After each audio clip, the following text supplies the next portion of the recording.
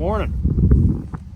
First things first, hook onto the post pounder. Go pound a few posts in where the bred heifers are before they break that fence down and get into the cow there. Well, we'll drive to that end of the field over there. That's where all the posts were broke. I think this stretch of fence is okay. They're not bothering this, I don't know, this length of fence, but over there they're just posts are rotten or something.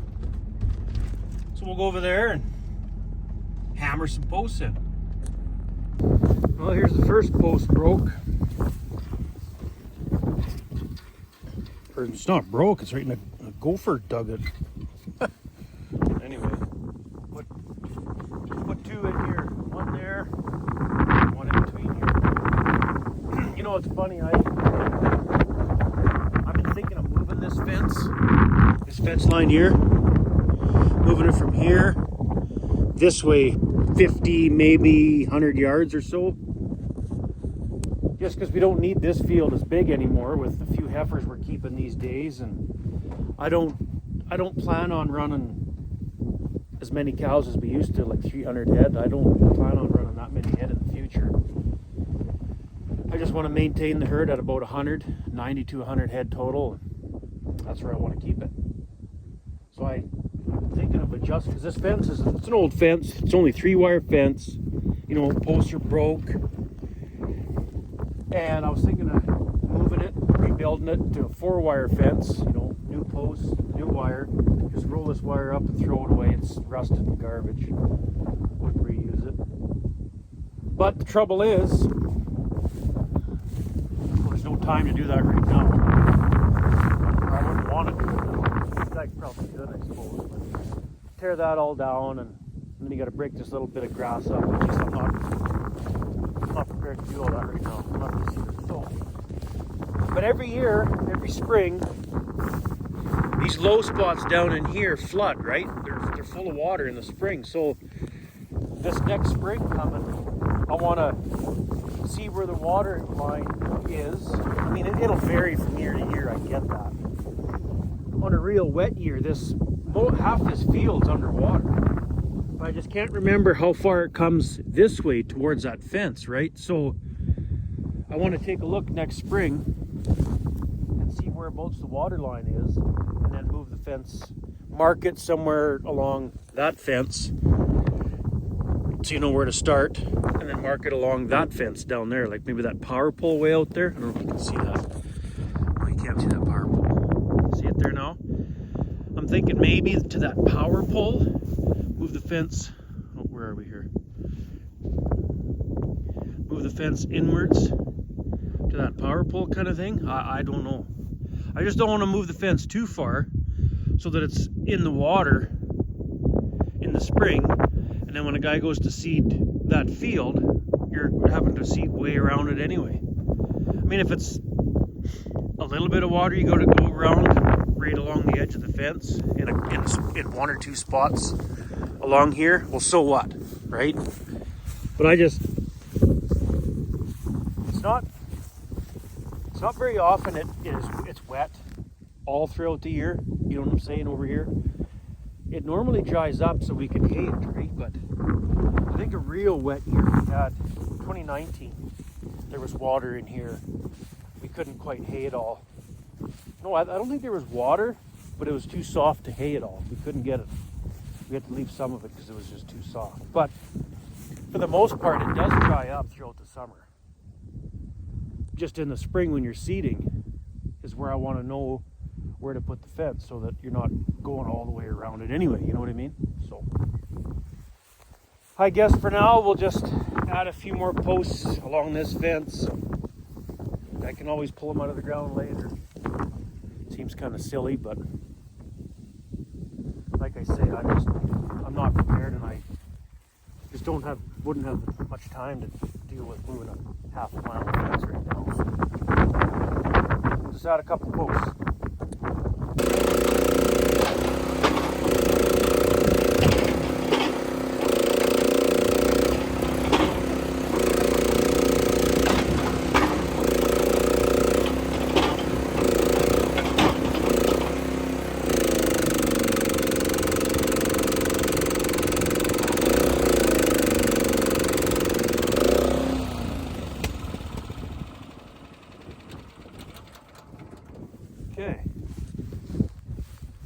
Move the truck out of the way. Put some staples in those 2 posts. And then drive along.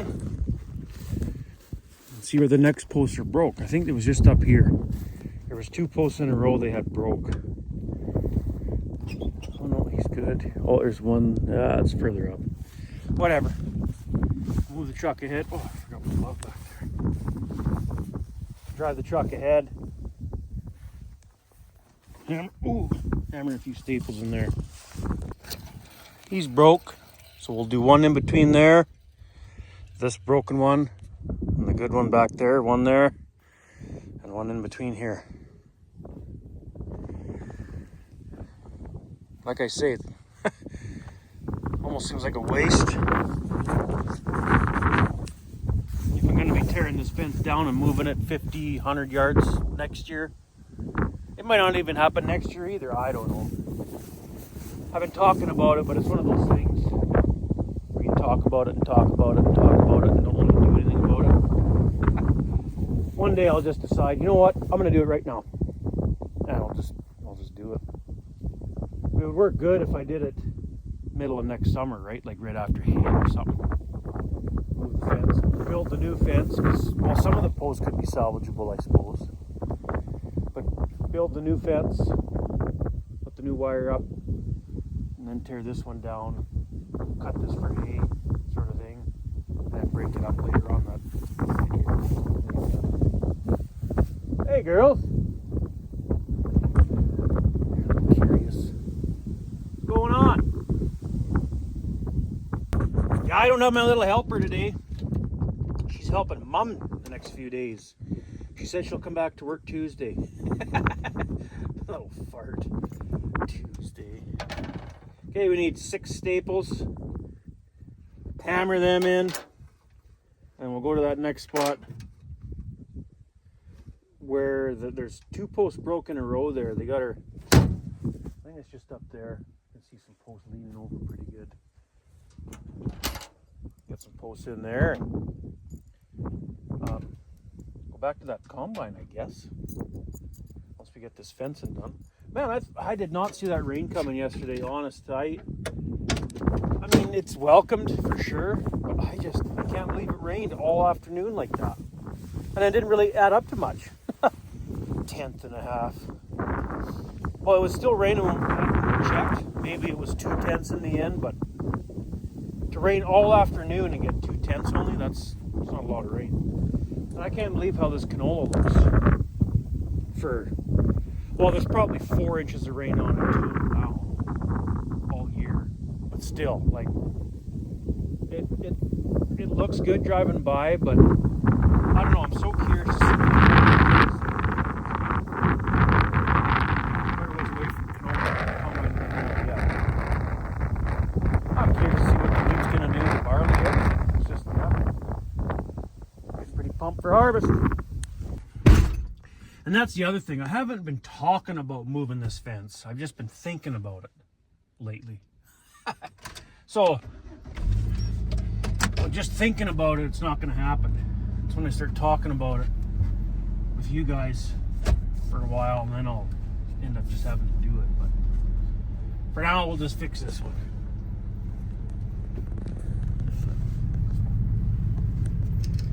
Well, he's a little loose, but he's not broke.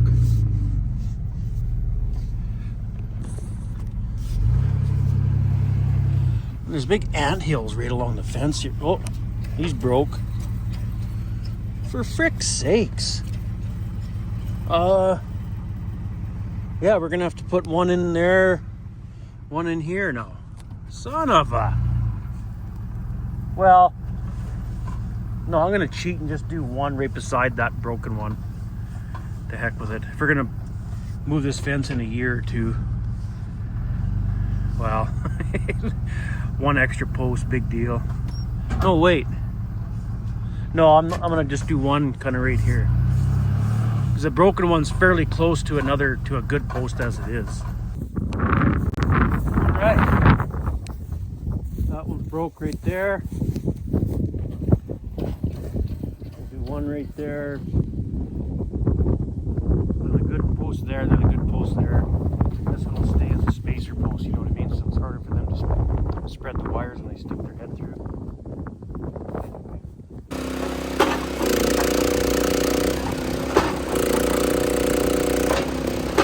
Nice day to be fencing though. Not too hot.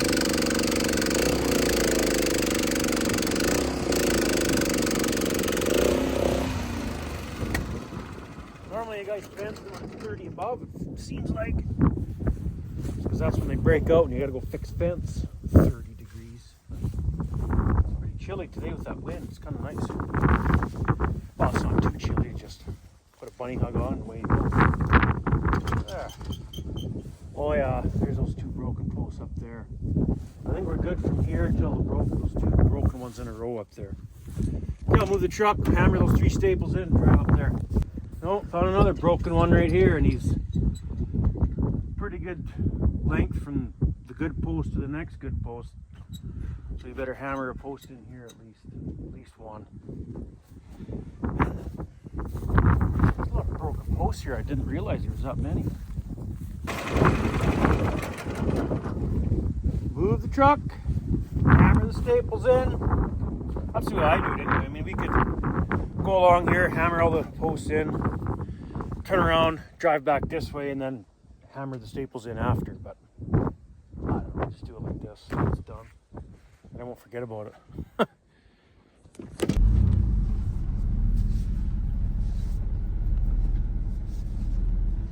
Okay, I think we're at that spot where we found 2 posts in a row broke yesterday. We came in here to check on the heifers. There's sure a lot of posts in here. That's broke, but he's a spacer. And there should be a good one here. Yeah. Another spacer. And then this one should be broke. Those 2 broke. Yeah, so we're gonna have to put one here, one there. We could probably get away with 2 posts, I guess. One right about there.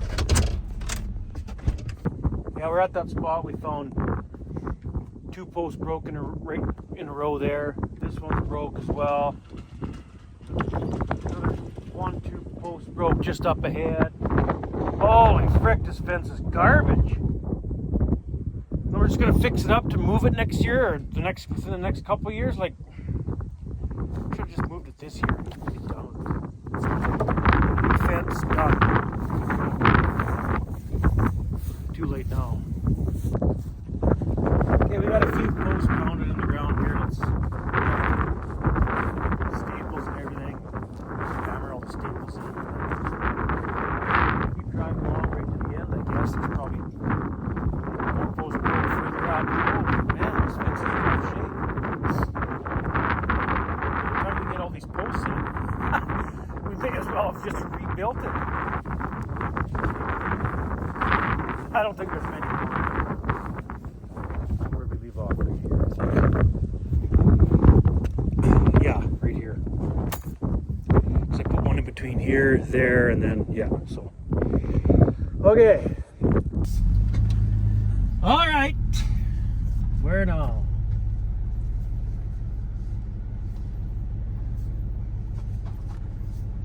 It's broke, but that's just a spacer post. I think we're good for a bit here.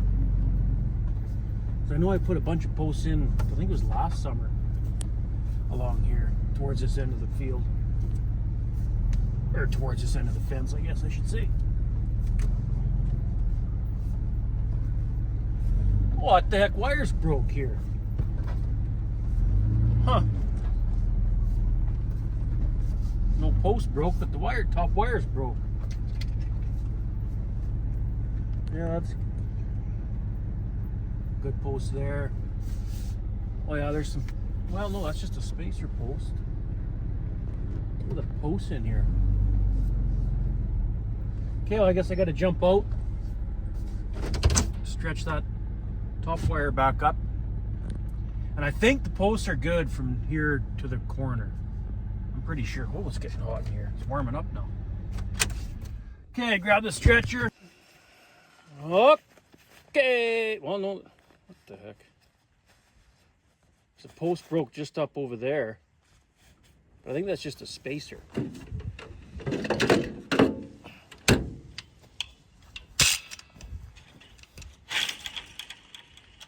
Ooh, this wire's pretty rotten.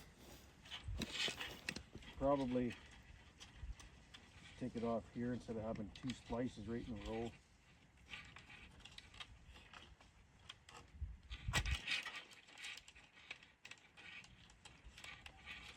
There's a splice right here as it is. And then if we add another splice, it's just like, oh, splice after splice after splice. We'll take it off right here. Come on.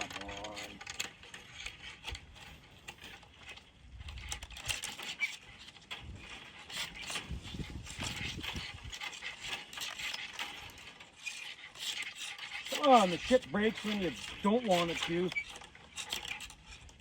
And when you want it to break, it won't.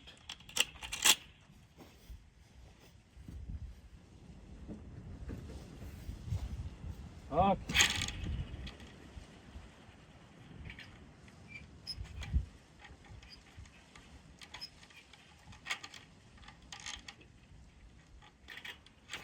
Oh, come on.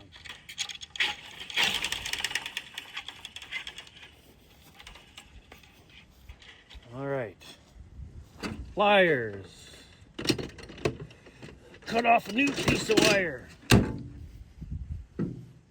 Oh, wait. I think I already have a piece cut from another time we were fencing. I must have cut a piece and it didn't work or something. Hopefully it, what the heck?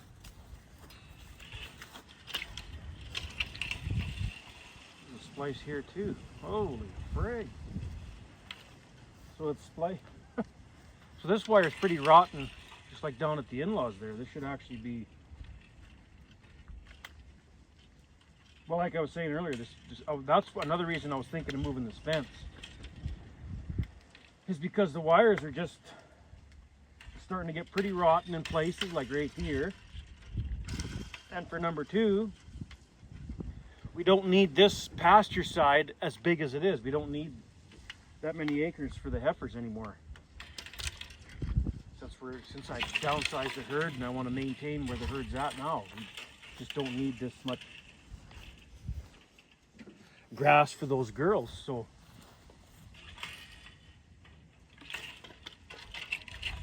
that was another reason I was thinking of moving the fence. You know, since the fence is kind of rough shape anyway, we'll kind of do 2 birds with 1 stone. Make a new fence and then move it at the same time. But like I say, that's just still all talk. I don't know when I'll actually do it.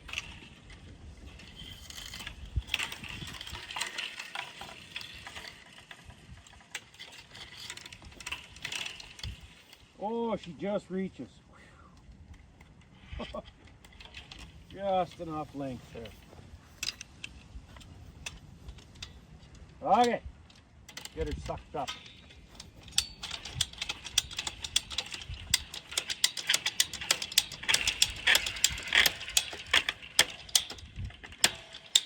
There.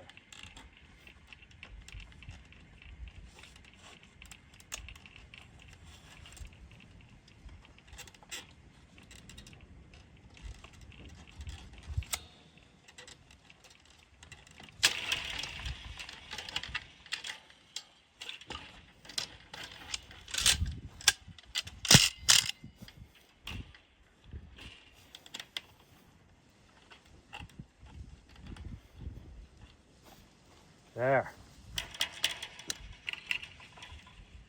Staple missing just up there, or is that post broke? Let's drive up there and check her out.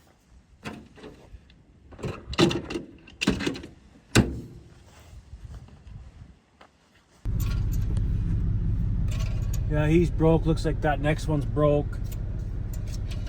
We better put 1 post at least right in here. Holy man! Like I say, we're going to have this fence totally rebuilt by the time we're done all this. God. I didn't think it was as Yeah, there's a bunch of new posts right there you can see. See the color difference. So I think from here to the corner is good. Well, I hope it's good.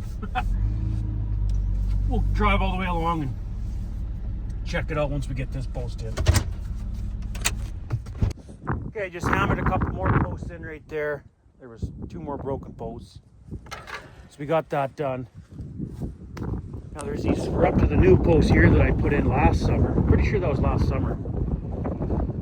Let's keep going and hopefully there's no more broken posts. So, jeez.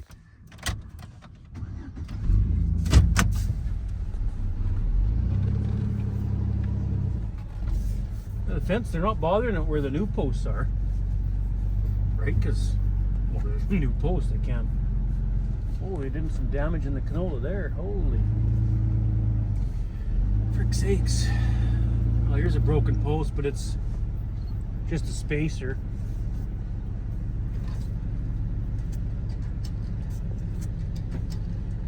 Yeah, that's good. Yeah, I think the fence is good from here to the corner. We're almost at the corner now.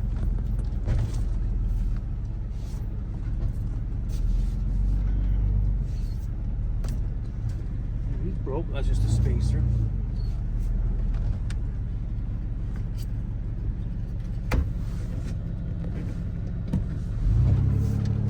Yeah, I think we'll call that good enough. Yeah. Fence looks good from here on out to the corner. Good. That job's done.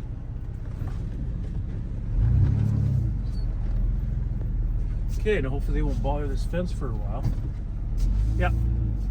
Fence is good. We're pretty well right at the corner here. I think it's good to go. Okay. Let's get out of here and go back.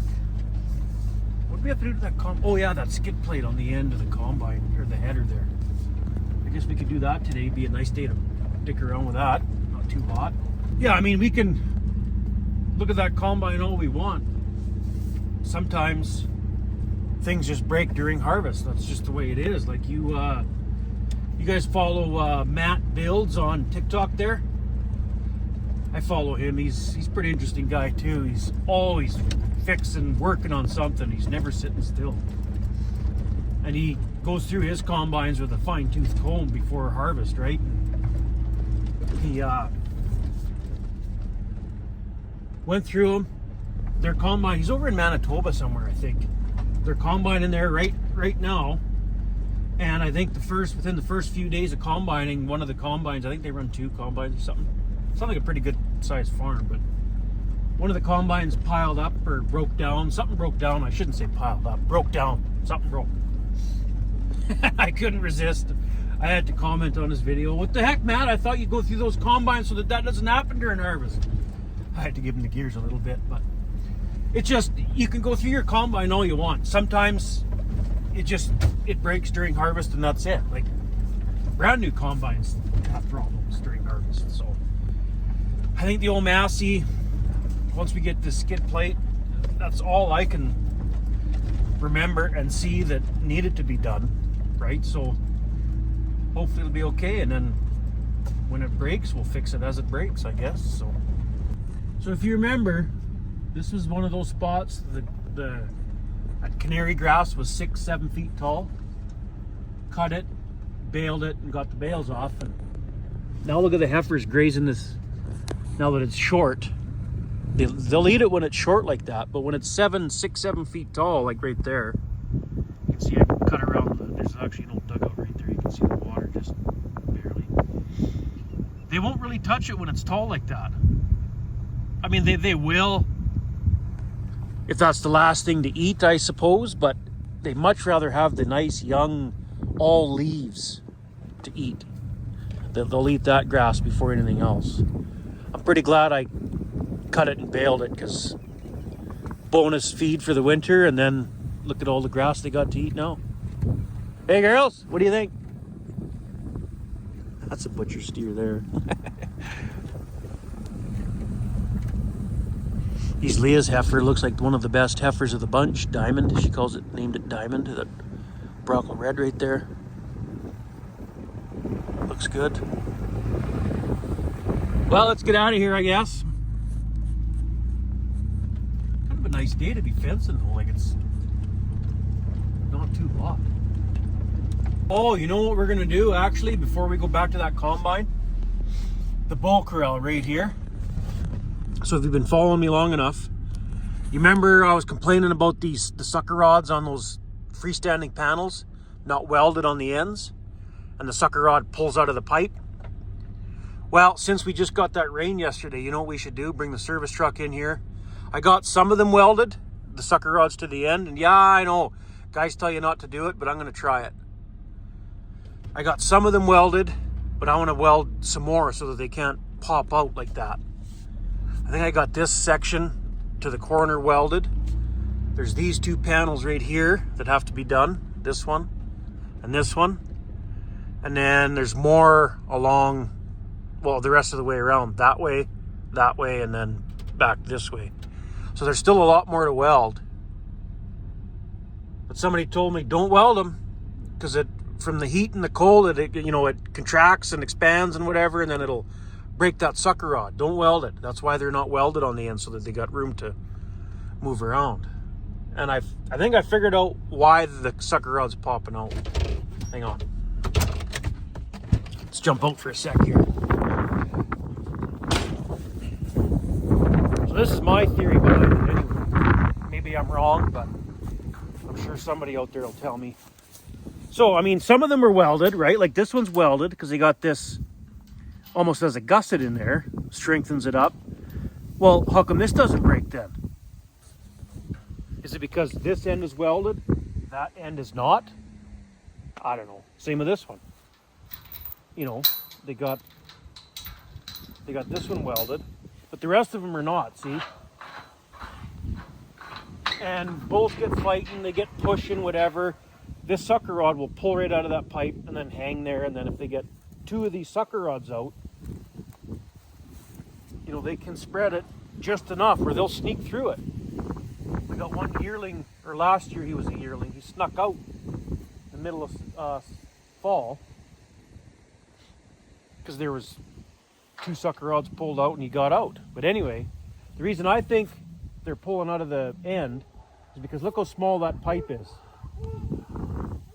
right? So that sucker rod is not poked in there very far, so they don't have to push on this. You know, a 2,000 pound bull has a lot of power. They can pop that out quite easily if they want. So look at the size of that pipe on the end, and look at the size of the pipe on this other style. This is coil tubing.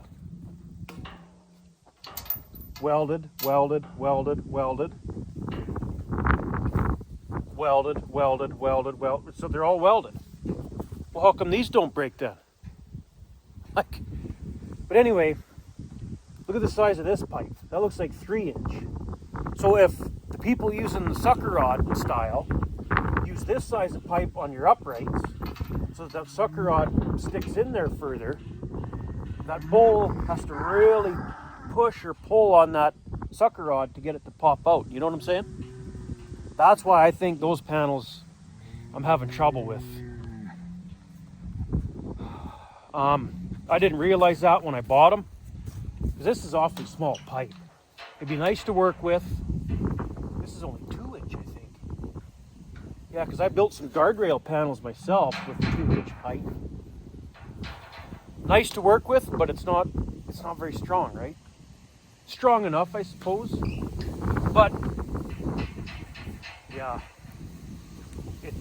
I bought 35 of this style of panel at once and didn't realize that the sucker rod's going to pop out that easy. That's why I was complaining. Well, right here you can see the bulls. That's why this guardrail panel is in here, right up against this one, right up against the sucker rod panel. Because look, they popped these out in the middle of winter. There's 3 of them popped out in a row. The bulls got in this side where I had bales stacked, wrecked a few of the bales, tore them all apart, you know, on this end and that end. They got it pulled out, because once it pulls out on the one end, the other end can pull out just as easy, right? Like it's it's not a very good build, if you ask me. Like, so what I've been doing is going around and welding each end of the sucker rod. So on this end, you only got to do 1, 2, 3, 4 of them. But then on this end, you got to do all 6, right? Because each one has to be welded. Now, I haven't went through any winter with the sucker rod ones welded on the ends. So maybe they will break. I don't know. I have no idea. I sure hope not. And the reason I started to weld them is because of that coil tubing style panel. I thought, well, if they're welded, why won't the sucker rods work? I don't know. Maybe they'll break, maybe they won't, but either way, it pisses me off. You spend all that money to buy the panel and it just bolts and tear them apart like nothing. Well, let's close this gate so the heifers still go to the corral for water if they want, but yet not come into this side. I don't want them on this side. But yeah, after we get this post pounder unhooked, we should probably go do a few more. We got to do it all, but since it just rained, you know, the ground's wet, it's just a little safer to be welding in tall grass after a rain like that. And I'm not sure I want to do them all, just in case the guys are right and they do start breaking the end off. Because if it breaks right at the weld, well, now you're really hooped, because if the sucker rod, say this is the sucker rod welded to the pipe, so if the sucker rod breaks right at that weld, now you got no, like, it's gonna, like, you got to re-weld it or put a gusset in every single one. So yeah, I'm not sure if I'm gonna weld them all or just do some of them. Do the ones right along here where they're, you know, they can mingle with the heifers, and the ones over the other way, there's nothing there for them to really want to get to the other side of it. So we should probably do 1, 2, maybe 3, 4 panels in that corner over that way. Do these 2 right here where the heifers are standing beside, and then, hang on. Yeah, do these 2 right here, 1, 2, and then further down that way, the rest are done to the corner. But then once the corner starts going that way, do a couple panels so that they're all welded right in that corner if, you know, bulls ever got fighting in that corner. And then try that for this winter and see how it goes.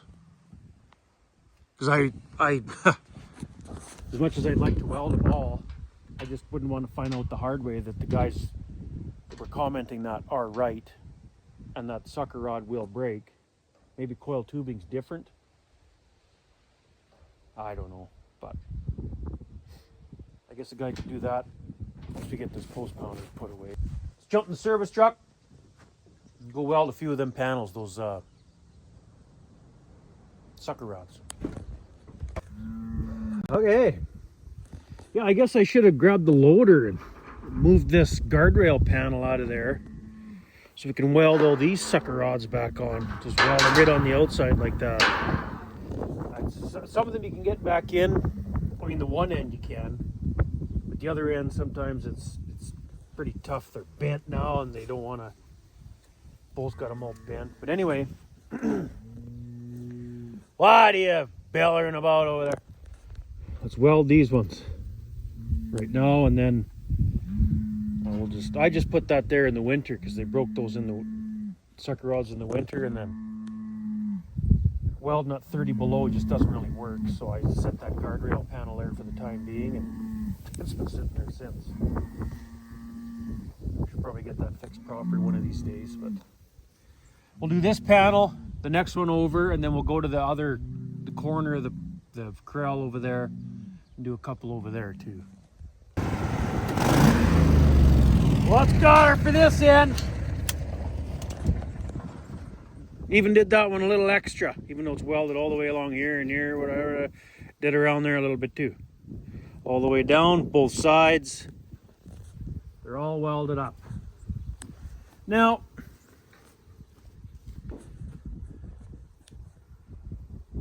if these sucker rods do not break after this winter, like next summer, if these sucker rods are still all intact, nothing's broke, boy, are the guys that build these panels gonna hear about it.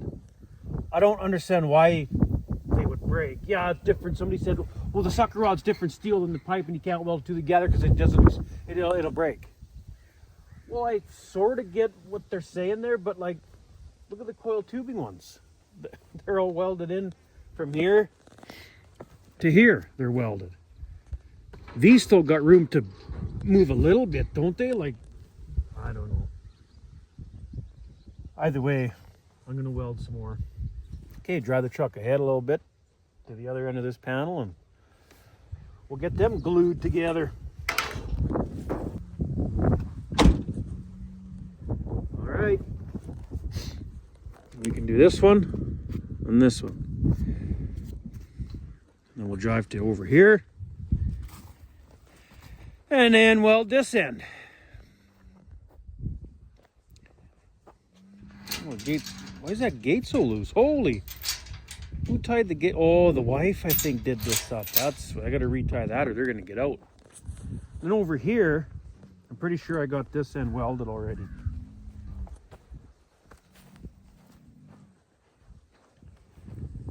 Oh, no, I don't either. Huh, thought I did. Oh, this one is. Oh, I missed one. Look at that. Huh. Got that one. Well, whatever. We'll come back over here. And I know I got that end of them, but anyway. Let's keep going. Hey, girls.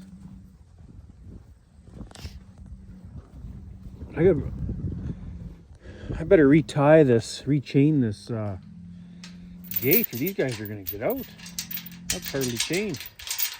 That's not the way I do it anyway. I mean, it's been working, but I don't know about that. There we go. Now I'll go through here.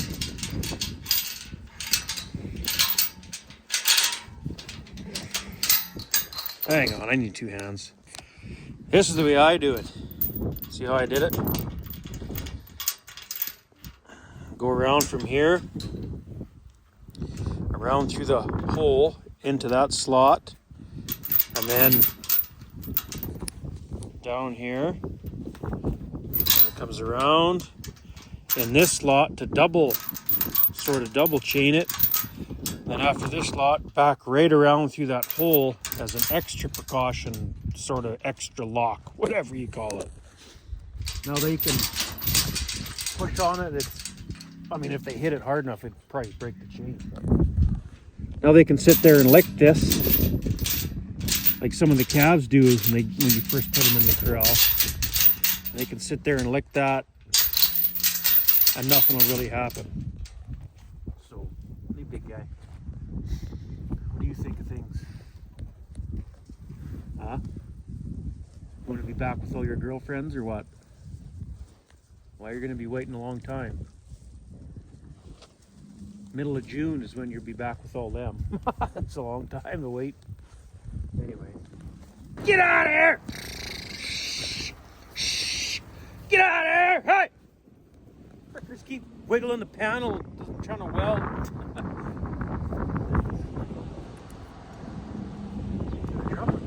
Okay. So I got this side all done. I got all this side on this panel, this side on this panel. Let's jump on the other side of the panel, weld that side, and drive ahead to that end. Okay, this is working good so far. That rain, ground's all wet. Haven't had a fire yet. All the sparks hitting the ground, you know. What do you guys do at the end of your rods when you're, you know, out there with your portable welder? I just took an old beer can, cut the top off or whatever, let it sit in the back of the truck somewhere, you know, keep it somewhere it's not going to tip over with the hot ends of the rods in there. Now that it rained, it's got a little bit of water in there, throw the end of the rod when you're done in the can. That way it doesn't burn nothing or catch fire anywhere or whatever. You don't want to throw the end of your little rod on the ground, so that's what I do. Okay, let's keep going. I don't see no fires back over there where we welded. I think we're good. And I just finished this end, both sides.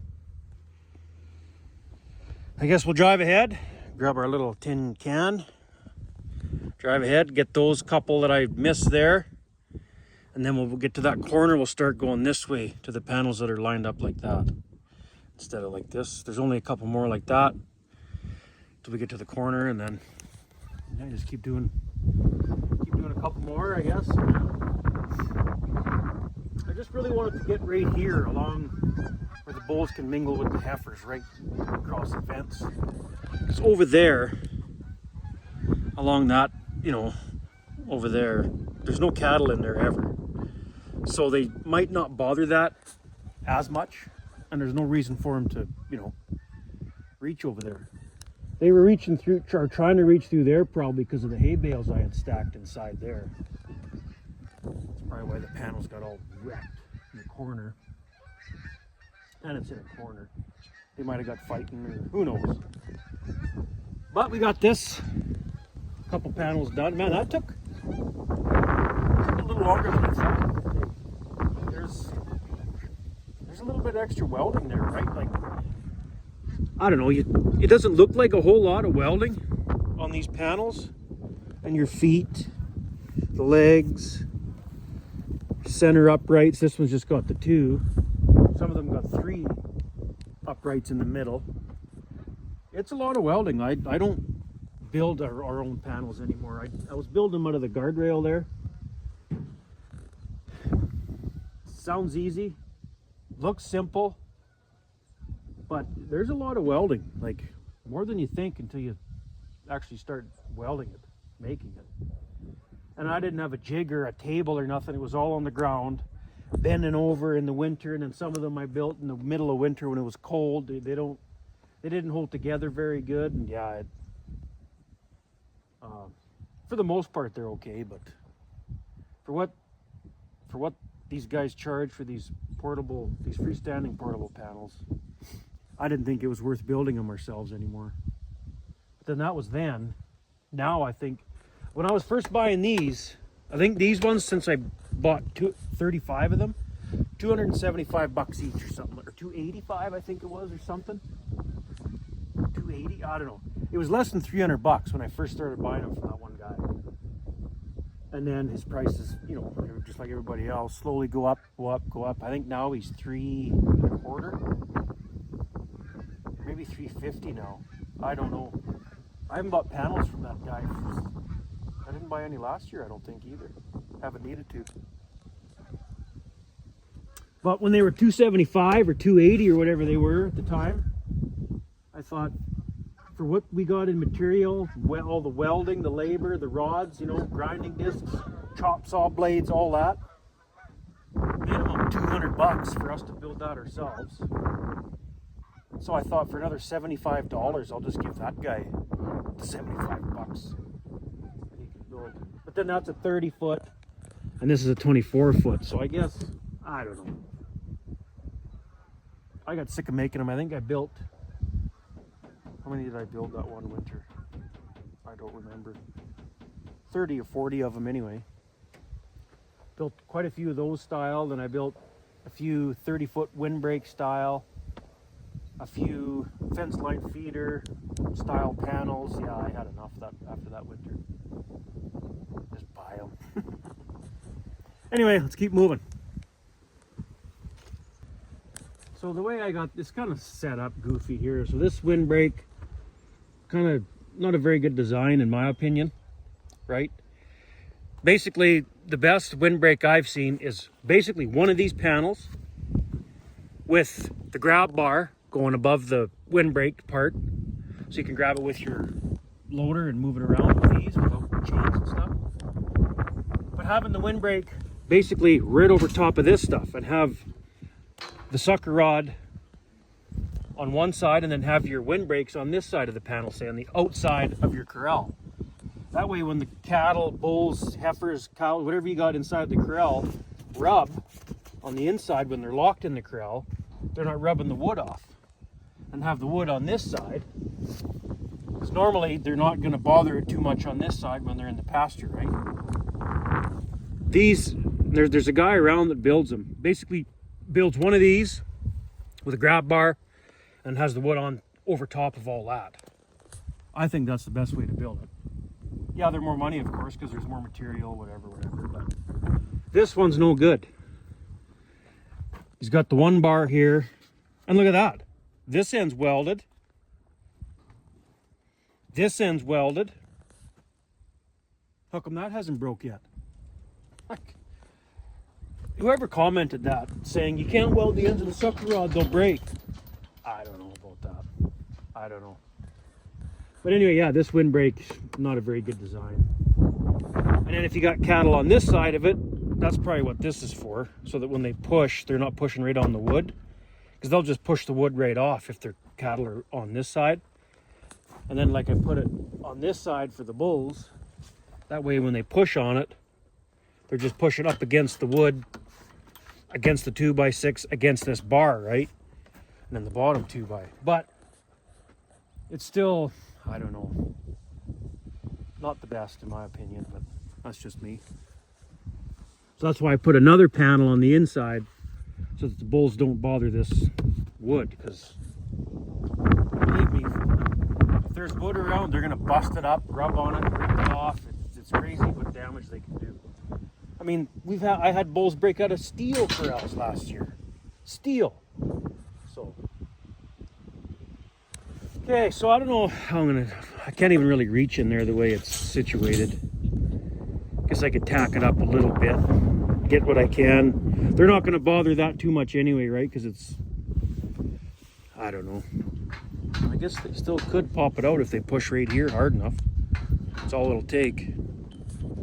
Let's try tack her up. Oh, it's getting pretty warm this afternoon here. Okay, we got this end all welded up, both sides of the sucker rod on this one, both sides on that one. We got it all the way to that corner of the bull corral. Every panel's all welded. I'm just contemplating on going up this way now, doing the other end of this one, and then a couple more after that. Getting a little nervous with this wind. This taller dead grass in here that could catch fire pretty easy. But I think the ground is still fairly wet. I think we'd be okay, but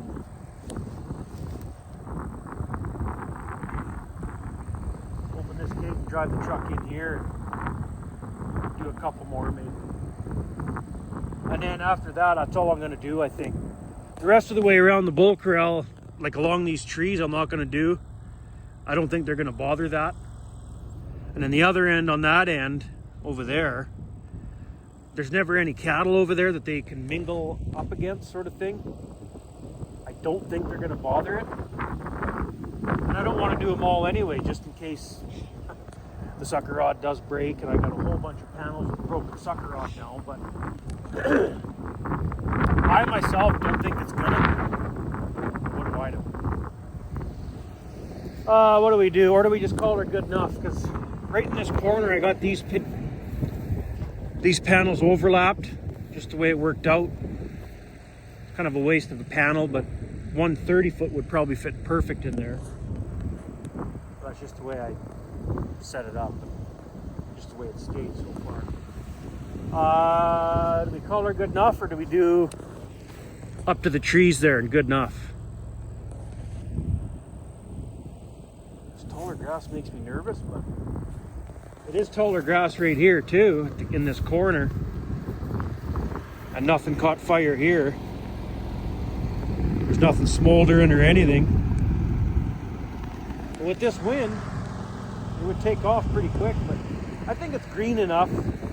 It's not all complete dead grass in here, so I think it'll be okay.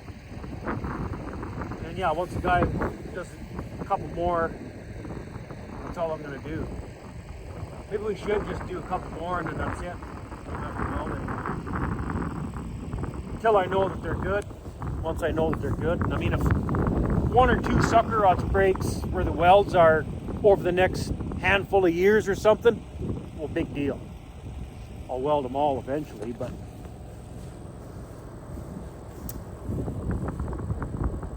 should a guy go take a test of that barley just to see where it's sitting? The sun's been out for a while. The wind's been up. It looks right to me.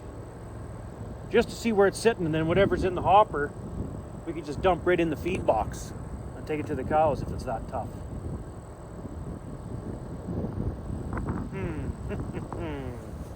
Well, let's bring the truck in here. Well, I think that I'm gonna call that good enough for today, for the welding anyway. What am I doing? I need those. I'm gonna call that good enough for the welding on these panels today. We'll go back and get that skid plate on the combine header, straight cut header. We'll have to sit here and hang out for a while just to make sure nothing's smoldering on the ground. None of this dead grass smoldering. I mean, it's not over there, so I think we're gonna be okay. I don't see any fire over there or anything, so I think we'll be okay, but better just hang out for a while anyway. Should we have a cocktail while we're here? I got some whiskey in the truck. Just kidding. There's no whiskey in the truck. We're working. Can't drink on the job. That's for at home. Anyway, so I got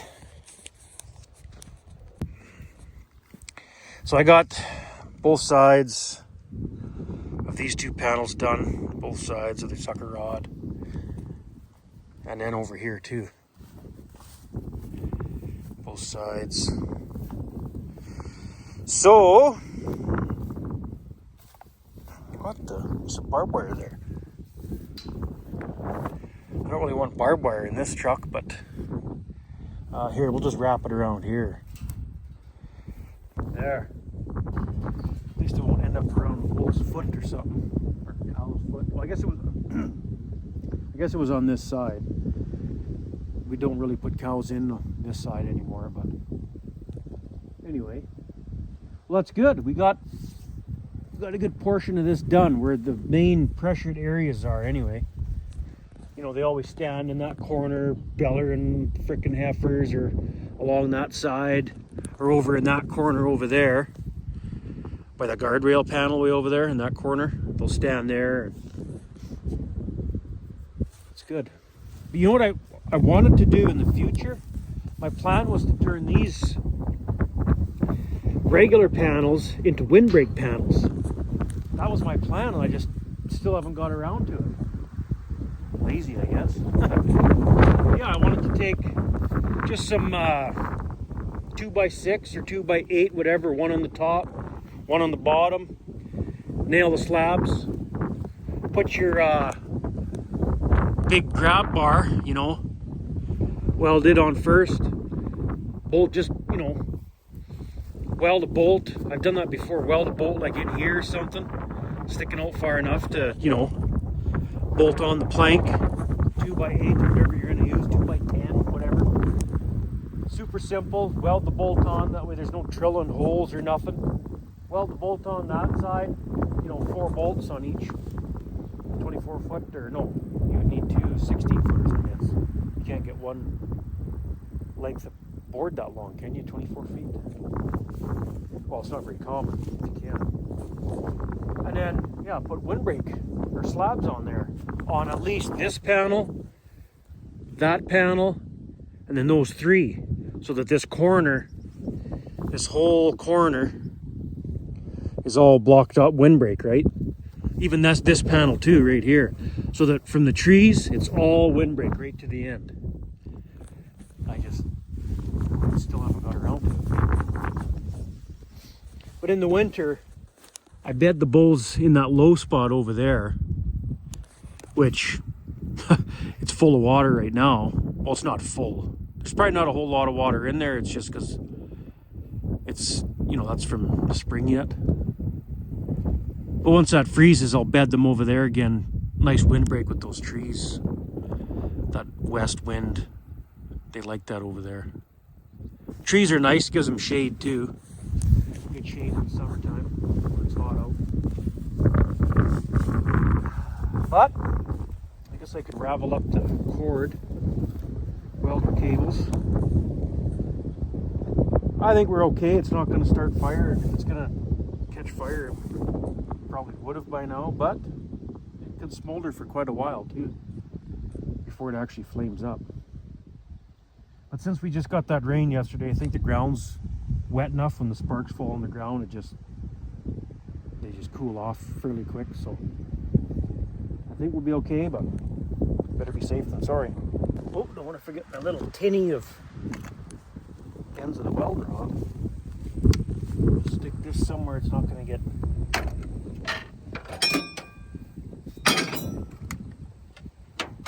right down in there.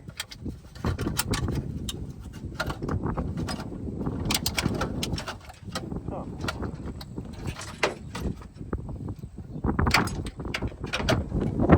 Hold on. There we go. Oh, I should open this gate. Close the gate, the barbed wire gate, just in case I was welding away and the heifers walked right into the canola. Of course they didn't, but. Well, we've been here for about a half an hour. I don't see nothing smoldering or anything. The ground's pretty wet right there. I think we're okay. And it's not like it's dry stubble right here or something. It's all green grass, fairly green. I think we'll be okay. Let's go back to that combine finally and get that skid plate on the end there. Okay, I forget what size that is. 5/8, I think. Grab the impact.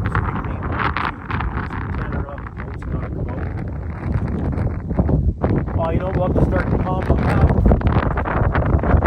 Get away with not starting it. The reels would have been nice to have way up in the air, but we can get around that. I don't want to start just for that. So, okay, with the 5/8 and the impact. Okay, got the old one off, and it's got to be notched out. See that? That lip's got to be cut off a bit on this one, just because right here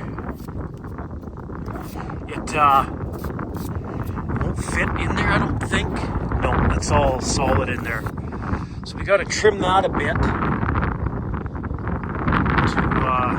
get it to fit properly. We should actually buff this all off too with the wire wheel or something, because the new one will fit a lot better without all that in there. Over time it'll get full again once it's on, but to get it on might be easier without all that crud in there. I don't have the wire wheel grinder here. It's in the old shack in the yard there. We might be able just to scrape that off enough with a pry bar or something. Yeah, no, we'll have to. I got the angle grinder. We can zip that edge off. Got a wire brush truck. Have to put a little elbow grease in her. That'll be good enough. See the dirt caked up in that one there. It just the way it is. It doesn't quite. We should actually try and clean that out. There, that's better. So it sits nice and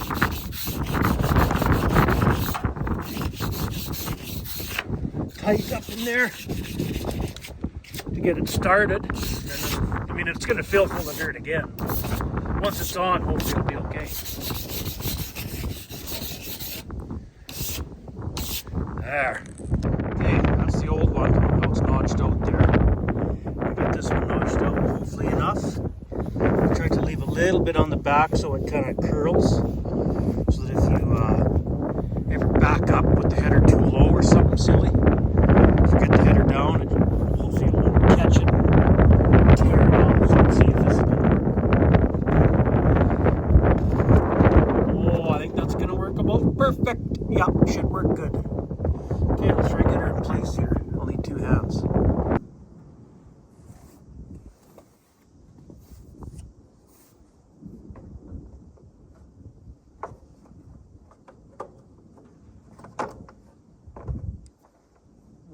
How the heck do you? There we go.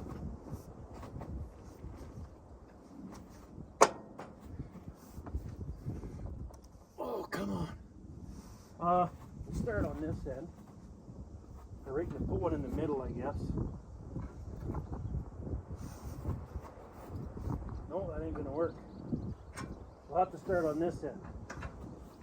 Those little tabs catch that shoulder and hold it on.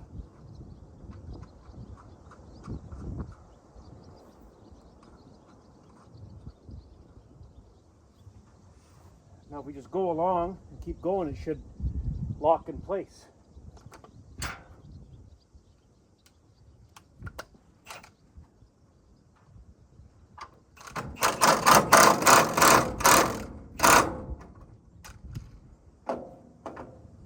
Just like that.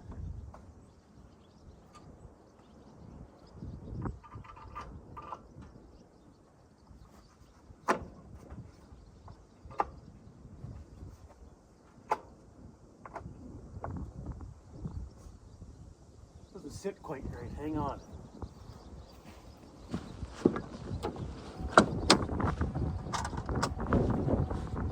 Need a little persuasion.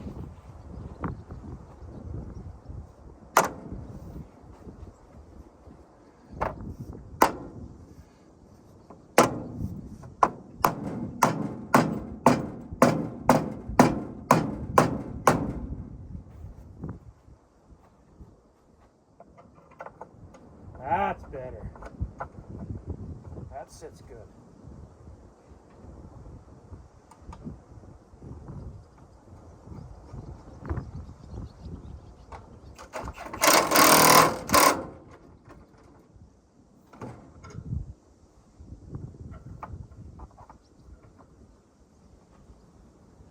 Yeah, that one's sitting good too. Just keep going along and it should suck it up pretty good.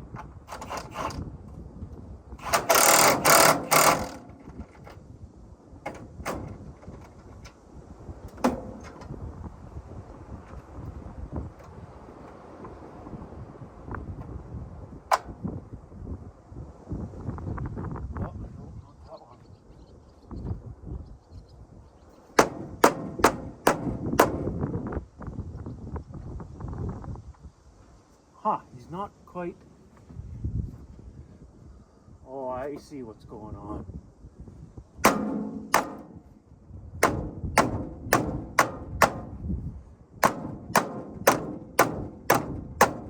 Uh-oh, this might not work. I'm gonna have to cut that lip right flat. It doesn't want to sit in there, I don't think, unless we can get it.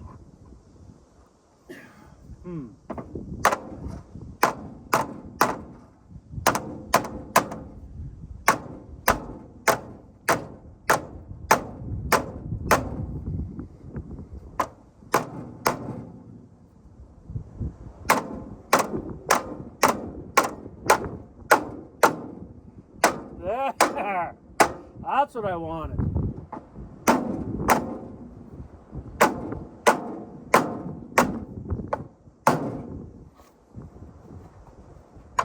There we go.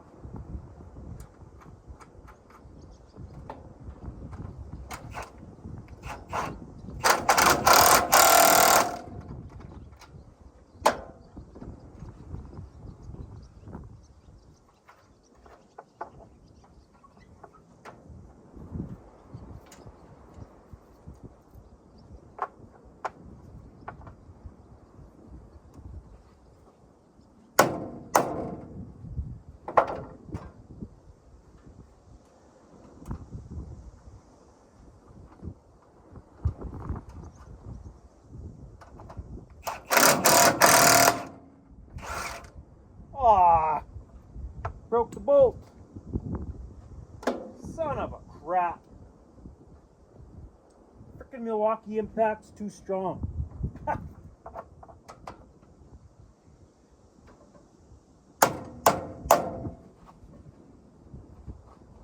Ooh, she just caught there.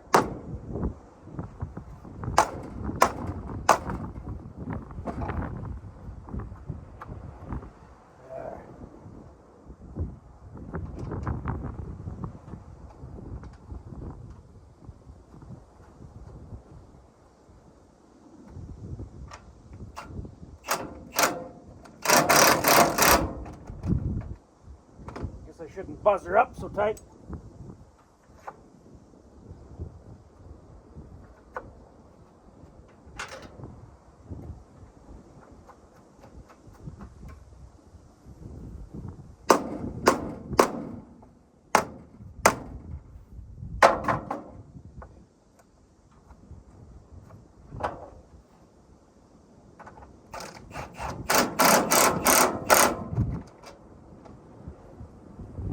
There.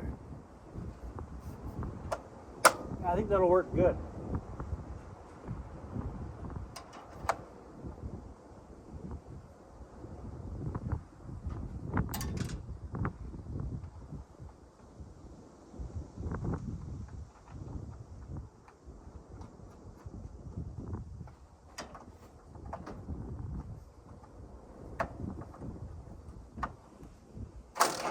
Ouch.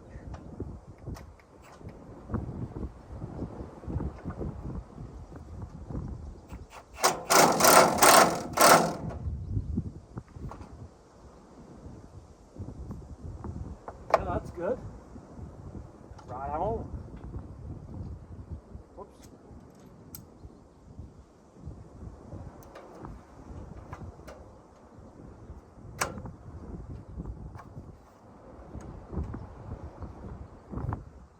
He doesn't sit quite right.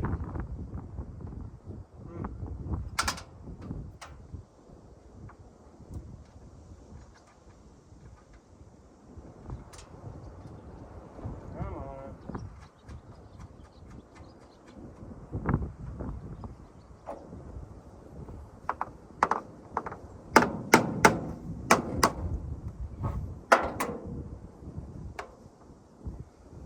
There we go.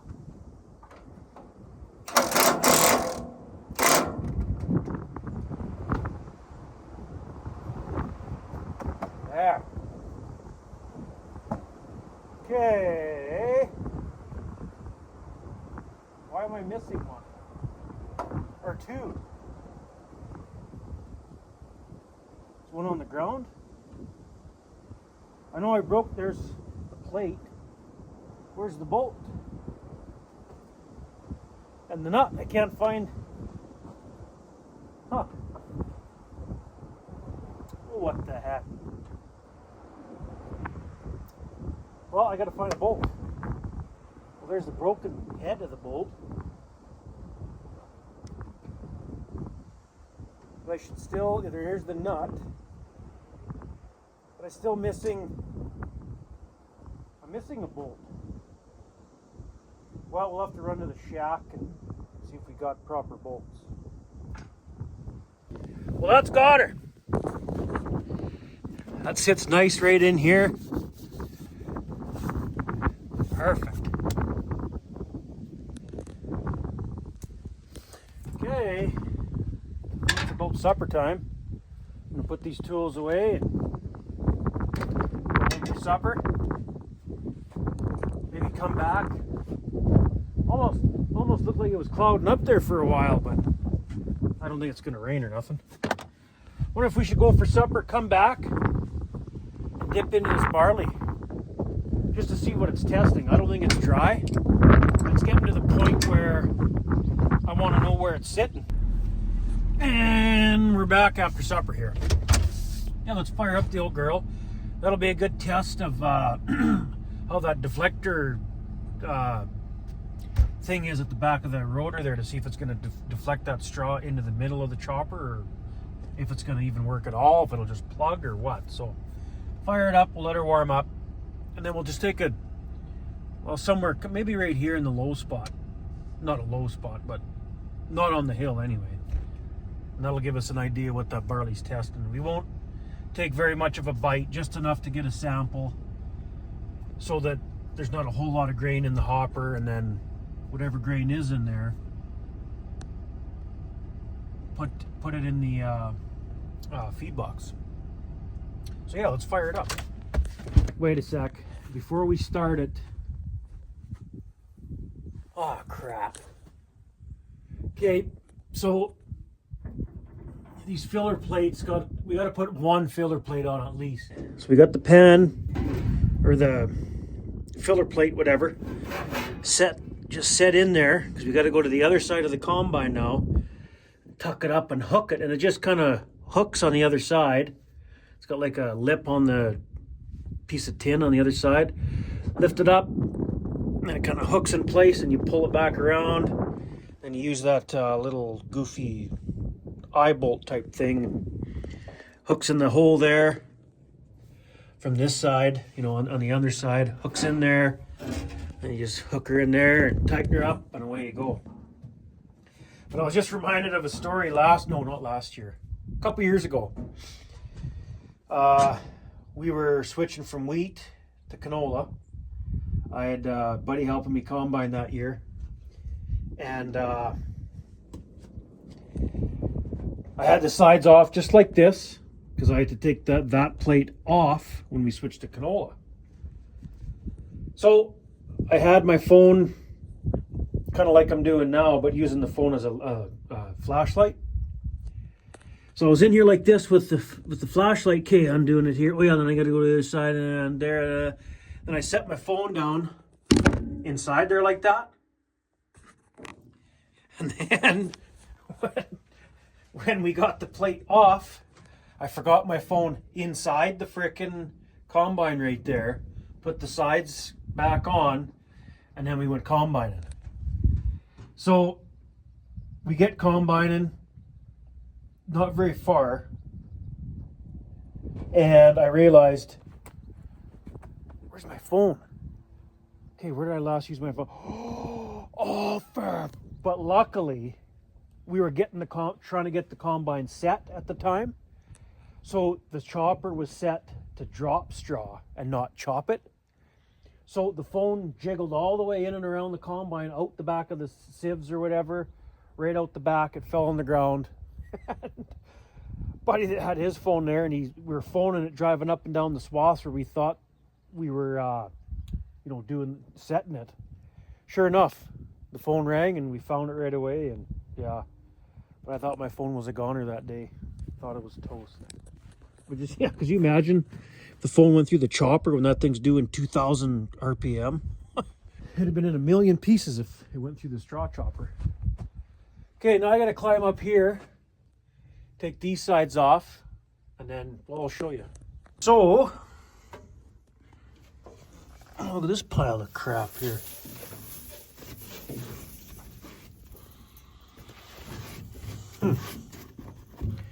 Okay, anyway, we got to get that plate on the inside of this, and then it's got to hook right to the front around this little bar type thing. So in order to do that,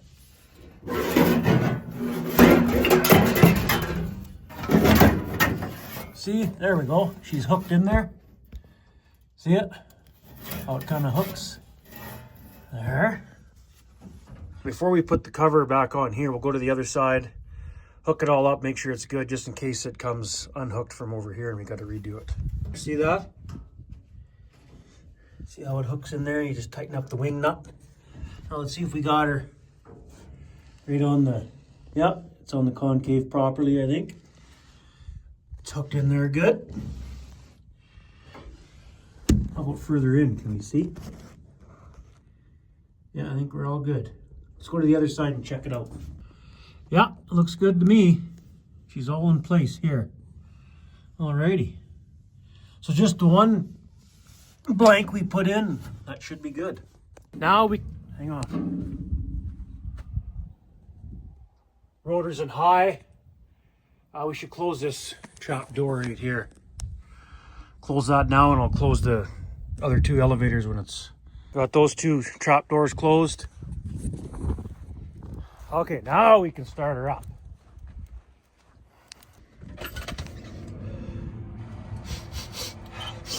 It smells nice in here. Okay. I got a sample bale here. I think we'll dive in right about here. Well, it's going to be pretty wet right there because it's kind of a low spot right here, but that's where I'd want to test is right in here. Let's bite into a couple kernels and see what they feel like, because the ground's still wet. Like, it's not even, I think this is a waste of time. But I'd kind of like to see what that diverter thing at the back of the rotor is going to do too, so it won't be a complete waste.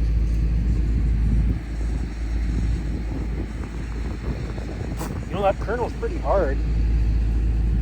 It is standing too, it's not like it's swathed.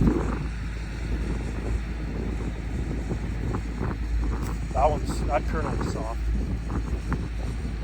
Like I say, we won't take much. We'll just take a little bit of a bite out of here, and just enough to try it.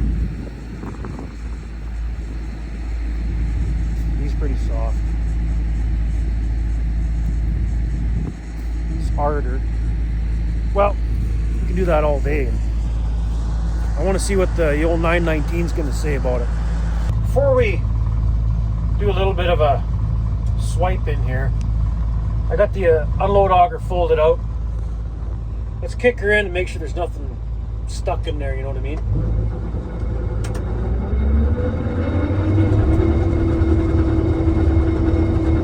Well, I think we're good.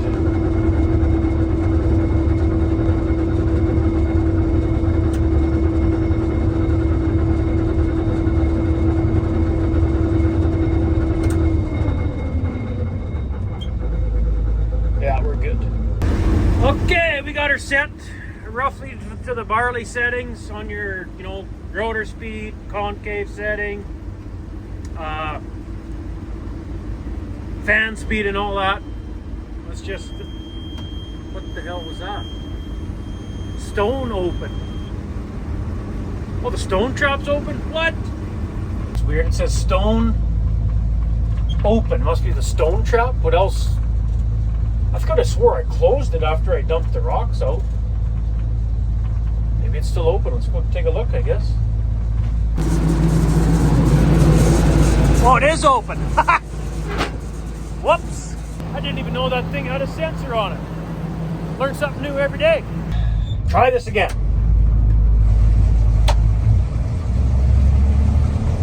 Alrighty. We'll just take like just a little bit of a bite right here and see what the heck.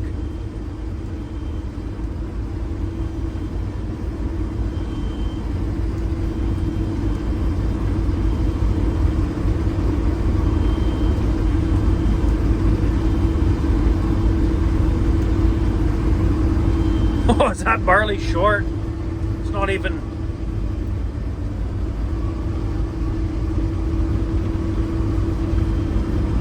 Well, it's coming out the straw chopper, so that's good.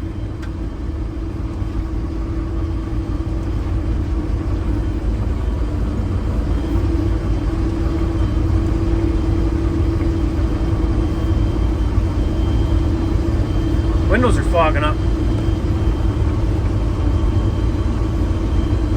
We're gonna need a little bit. Oh no, that's probably enough right there. We'll just cut right out right here. I gotta set the header a little lower. Man, that's too high. I got the wheels of the header quite down, almost too far down. It's just on a jack system. You just jack it back up, but I'll have to do that because I can't quite cut low enough for the barley's real short. So we'll adjust that.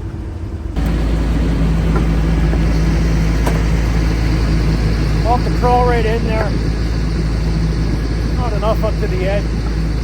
I'll crawl in there, grab a sample, then whatever's left, we'll just bring the feed box over, dump it in there.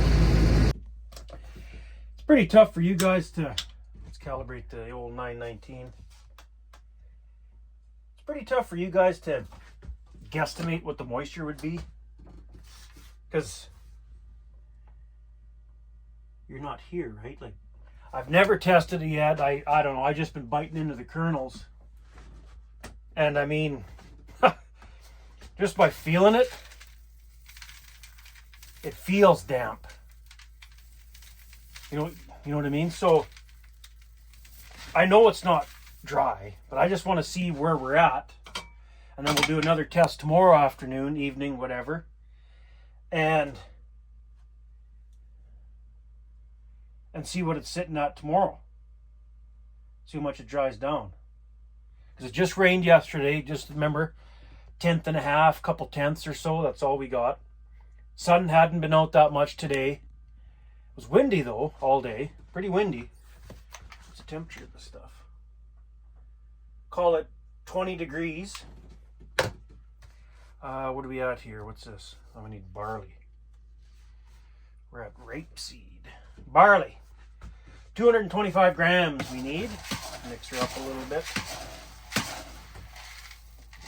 So, what's your best guess what it's going to test? I'm going to say almost 20.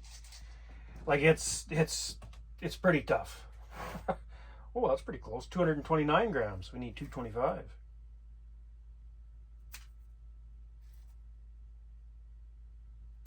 $225.7. 224.9. I like to be precise. 2 more kernels. There we go. 225 grams. Let's pour it in the thing here. We got her in the thing. Oops, we're still at calibrate. Okay. Are we even going in the right direction? Oh, we are too, from calibrate.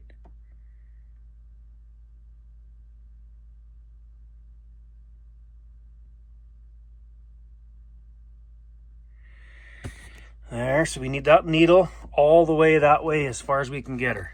And that's where you stop turning this dial that I'm turning here, see? So we turn this dial one way or another, for those that don't know, to get that needle all the way to the left. We don't have to be that precise because, geez, it's not, I know it's not dry. I can tell already by the numbers. So these numbers here, now we call that 48, right? Yeah, 48. Now you look up 48. Not even on the right page, so it's definitely not dry. But I knew it wasn't going to be dry to start with. So 48, meter reading, 48. And now we find 20 degrees on the temperature thing and then go across, you know what I mean? Where are we at? 20. What does that say? 19.9?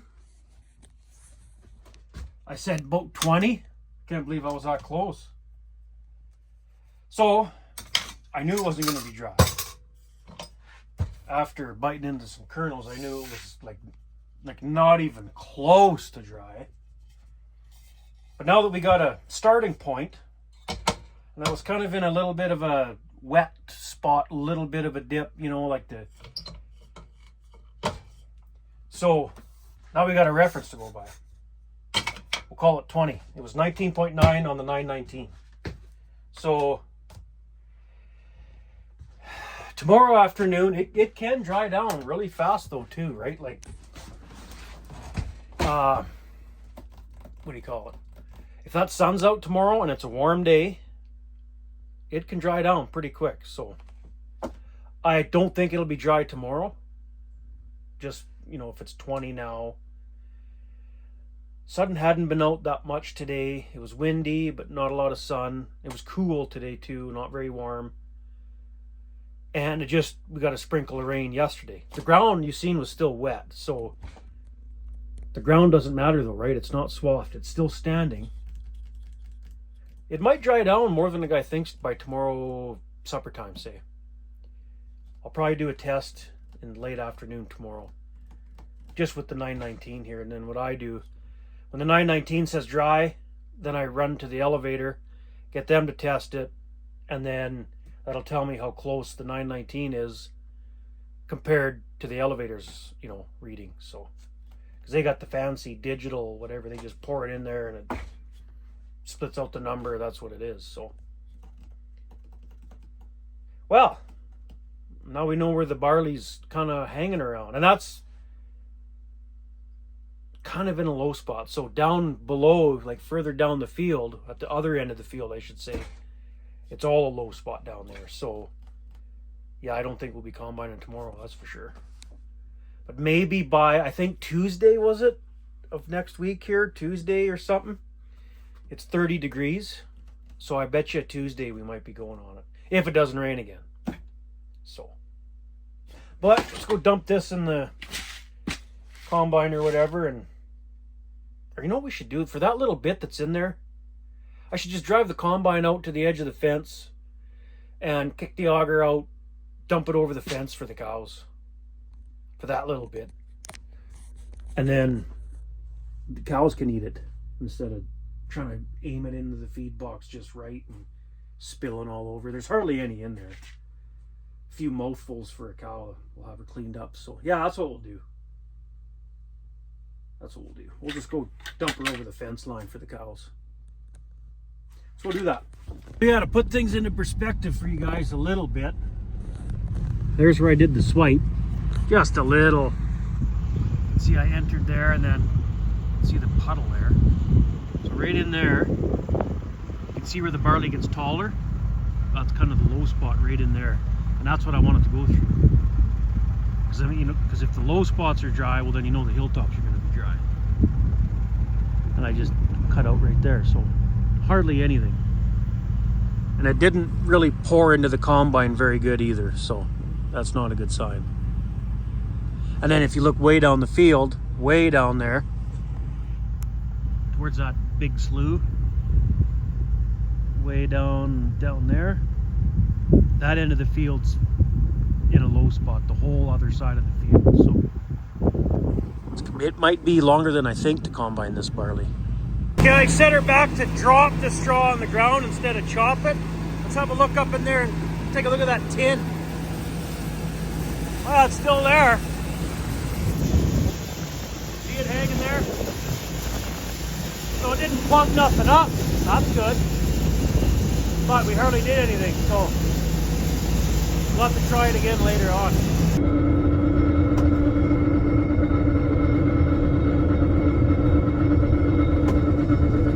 And there, that little bit ain't gonna hurt nothing. Well, that was fun.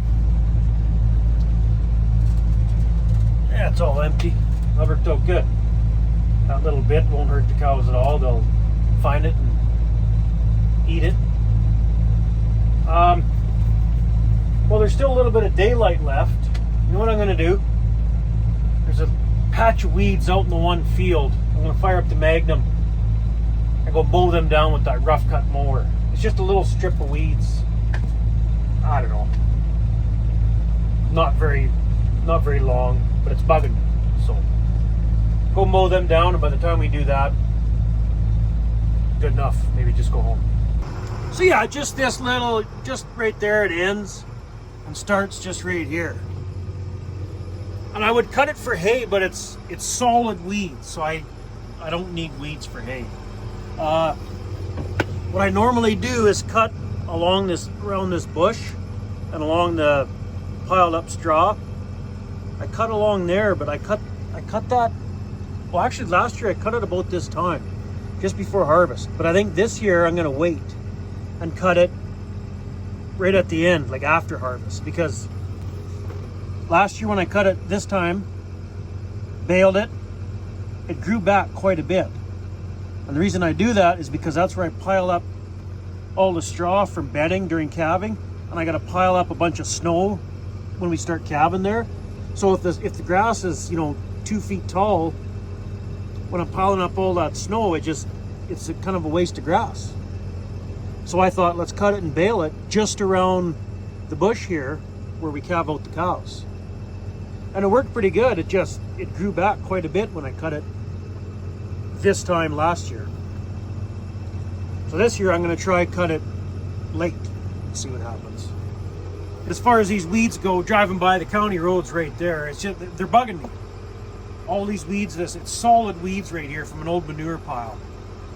And it's just, yeah, let's mow them down and hopefully the grass will start coming in here eventually. Okay, we just did one pass. There's like 2 more passes of about 30-yard length. Hardly at all worth cutting, but like I say, it's right by the road and it's bugging me. So we'll mow them down and I'll be happy. And this rough cut mower works pretty good though. That's what's left. And that's pretty thick, solid weeds too.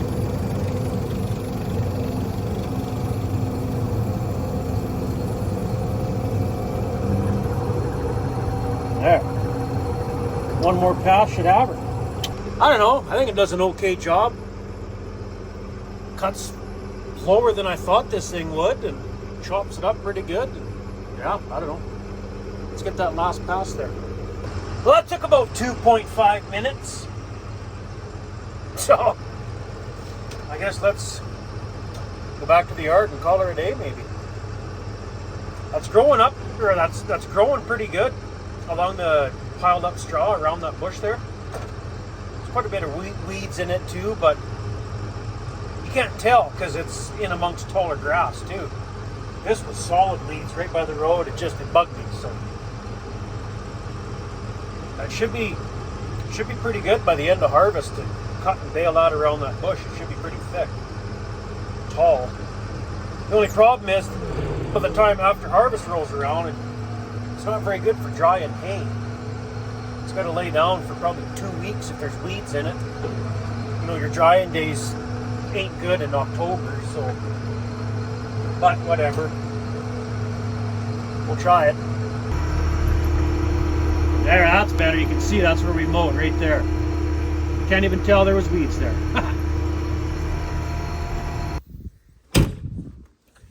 There, done. Got a little carried away there with the mower again. Was rocking out to Dan Seal's bop. Did a couple more passes up and down the driveway for our farm here. Looked like someone gives a shit a little bit. Okay. So it's clouded up over that way. Raining out that way now.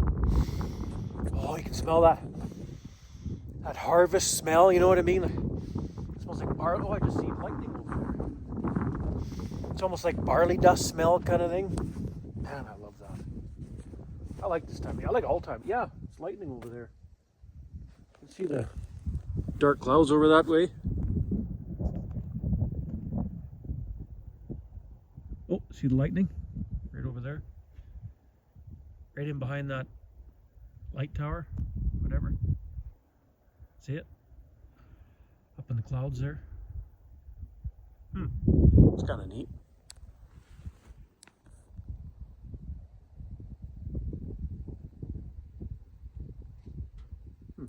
Anyway, I'm going home. Thanks for watching. I don't know if we'll see you tomorrow. I'm not sure what I'm up to tomorrow. The combine's pretty all ready to go now. Although it is ready to go. Like, I don't know what else there is to do to it that I wanted to do. Anyway, catch you in the next one.